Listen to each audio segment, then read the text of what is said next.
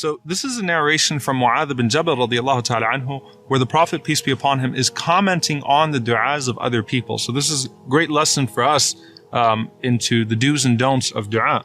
So he says that the Prophet ﷺ heard a man supplicating, and he asked Allah subhanahu wa ta'ala, he made in his supplication, Allahumma inni as'aluka tamama ni'ma. Oh Allah, I ask you for the completion of a blessing, or the full completion of the blessing. Okay, an-ni'ma is the blessing. So the Prophet, peace be upon him, said, well, what do you mean by that? And he said, it's a supplication that I make that I hope good for by it. So the Prophet ﷺ said to him that indeed from the completion of the ni'mah, the completion of the bounty, is salvation, entering into paradise and protection from the fire. So the Prophet ﷺ was not negating his dua. He was saying, just make sure that you intend by that tamam an-ni'mah, that completion of the bounty, the ultimate bounty, which is salvation, entering into paradise and protection from the fire. Then the Prophet ﷺ walked by another man, and he heard this man calling out, Ya dhal jalali wal ikram, O possessor of majesty and honor, which is one of the ways that the Prophet, peace be upon him, used to call upon Allah, Ya dhal jalali wal ikram, O possessor of majesty and honor. So the Prophet ﷺ responded to him and said, you have been responded to, so ask. Then the Prophet ﷺ heard a man making a dua, Allahumma inni as'aluka as-sabr. O Allah, I ask you for patience. I've gotten asked this question many times. Can I ask Allah for patience? Is it a good thing to ask Allah for patience? So, oh Allah, I ask you for patience. The Prophet ﷺ says, Sa'alta Allah al-bala, you have asked Allah for hardship, fasalhu al-afiyah, instead ask Him for ease.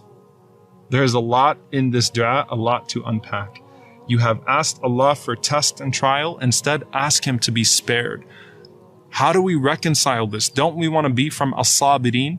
Don't we want to be from those who are patient and attain the level of patience? Didn't the Prophet ﷺ say that Allah has never given a servant of His a gift that is more expansive and more comprehensive than a sabr, than patience?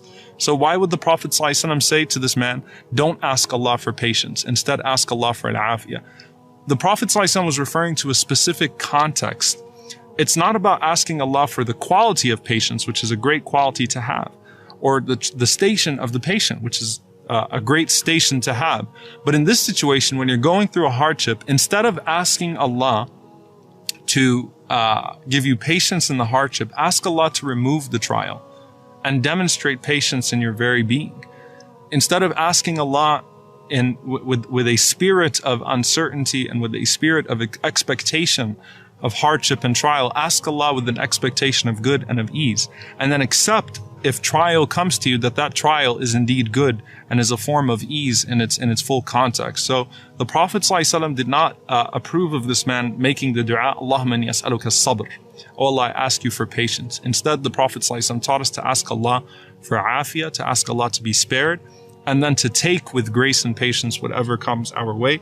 So may Allah subhanahu wa ta'ala grant us the quality of sabr and grant us the station of as-sabirin, but may Allah subhanahu wa ta'ala grant us al-afiyah, grant us pardon and forgiveness, and allow us to be spared in this life, and grant us the best of this life and the next. Allahumma ameen.